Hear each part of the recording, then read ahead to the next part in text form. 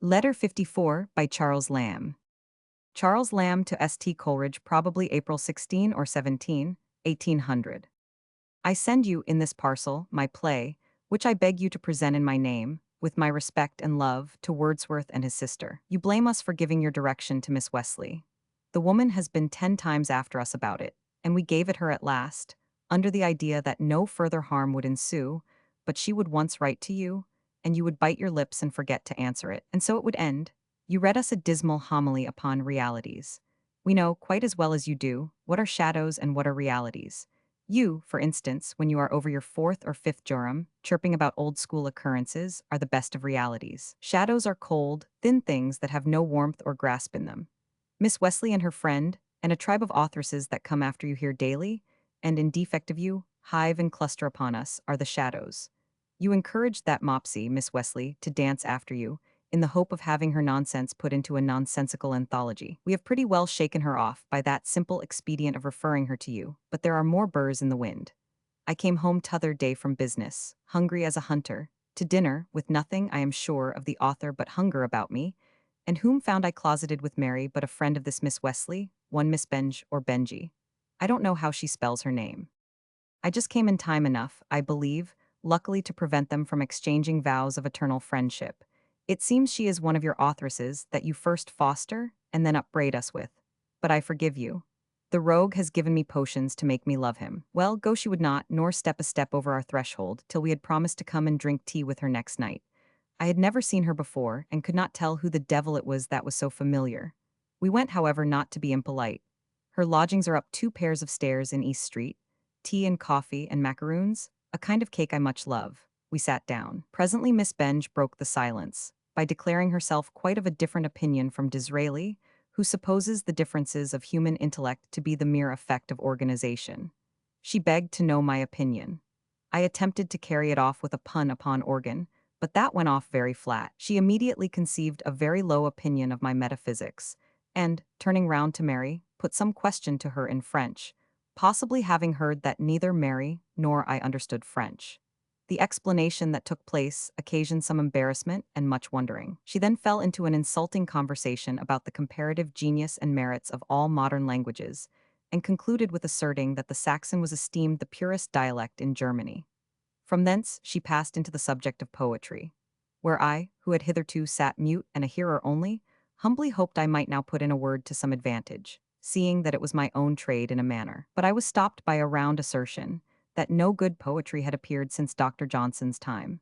It seems the doctor has suppressed many hopeful geniuses that way by the severity of his critical strictures in his Lives of the Poets. I here ventured to question the fact, and was beginning to appeal to names, but I was assured it was certainly the case. Then we discussed Miss Moore's book on education, which I had never read. It seems Dr. Gregory, another of Miss Benjy's friends, has found fault with one of Miss Moore's metaphors. Miss Moore has been at some pains to vindicate herself, in the opinion of Miss Benjy, not without success. It seems the doctor is invariably against the use of broken or mixed metaphor, which he reprobates against the authority of Shakespeare himself. We next discussed the question whether Pope was a poet. I find Dr. Gregory is of opinion he was not, though Miss Seward does not at all concur with him in this. We then sat upon the comparative merits of the 10 translations of Pizarro, and Miss Benjy or Benge advised Mary to take 2 of them home. She thought it might afford her some pleasure to compare them verbatim, which we declined. It being now 9 o'clock, wine and macaroons were again served round, and we parted with a promise to go again next week and meet the Miss Porters, who, it seems, have heard much of Mr. Coleridge and wish to meet us, because we are his friends. I have been preparing for the occasion. I crowd cotton in my ears. I read all the reviews and magazines of the past month against the dreadful meeting, and I hope by these means to cut a tolerable second-rate figure. Pray let us have no more complaints about shadows. We are in a fair way, through you, to surfeit sick upon them. Our loves and respects to your host and hostess, our dearest love to Coleridge. Take no thought about your proof sheets, they shall be done as if Woodfall himself did them. Pray send us word of Mrs. Coleridge and little David Hartley, your little reality. Farewell, dear substance, take no umbrage at anything I have written. See Lamb Umbra. Land of Shadows, Shadow Month the 16th or 17th, 1800. Coleridge, I find loose among your papers a copy of Christable. It wants about 30 lines. You will very much oblige me by sending me the beginning as far as that line. And the spring comes slowly up this way, and the intermediate lines between. The lady leaps up suddenly, the lovely Lady Christabel. And the lines. She folded her arms beneath her cloak and stole to the other side of the oak. The trouble to you will be small, and the benefit to us very great. A pretty antithesis, a figure in speech I much applaud. Godwin has called upon us. He spent one evening here, was very friendly. Kept us up till midnight, drank punch and talked about you. He seems, above all men, mortified at your going away. Suppose you were to write to that good-natured heathen? Or is he a shadow? If I do not write, impute it to the long postage, of which you have so much cause to complain.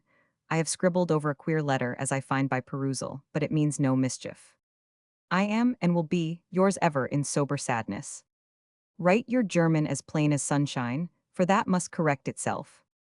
You know I am homo unius lingui, in English illiterate, a dunce, a ninny.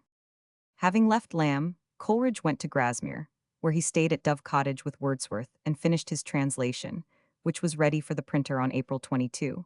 To what Lamb alludes in his reference to the homily on realities, I cannot say, but presumably Coleridge had written a metaphysical letter on this subject.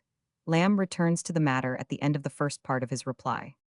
Miss Wesley was Sarah Wesley, 1760–1828, the daughter of Charles Wesley and therefore niece of the great John and Samuel. She moved much in literary society. Miss Benjy, or Benge, was in reality Elizabeth Ogilvy Benger, 1778–1827, a friend of Mrs. Inchbald, Miss Barbald and the Aikins, and other literary people. Madame de Staël called her the most interesting woman she had met in England. She wrote novels and poems and biographies. In those days there were two East Streets, one leading from Red Lion Square to Lamb's Conduit Street, and one in the neighborhood of Clare Market. Disraeli was Isaac Disraeli, the author of the Curiosities of Literature and other books about books and authors. Miss Moore was Hannah More, and her book, Strictures on the Modern System of Female Education, 1799. Dr. Gregory I have not traced. Miss Seward was Anna Seward, the Swan of Lichfield, and the Miss Porters were Jane and Anna Maria, authors, later, respectively of the Scottish Chiefs and Thaddeus of Warsaw and the Hungarian Brothers. The proof sheets were those of Wallenstein. Henry Sampson Woodfall was the famous printer of the letters of Junius. Christabel, Coleridge's poem, had been begun in 1797. It was finished, in so far as it was finished, later in the year 1800. It was published first in 1816. Homo unius lingui. Lamb exaggerated here. He had much Latin, a little Greek, and apparently a little French. The sentence is in the manner of Burton, whom Lamb had been imitating. Here should come a letter dated April 23, 1800, to Robert Lloyd, which treats of obedience to parental wish. Lloyd seems to have objected to attend the meetings of the Society of Friends, of which he was a birthright member. Lamb bids him go, adding that, if his own parents were to live again, he would do more things to please them than merely sitting still a few hours in a week.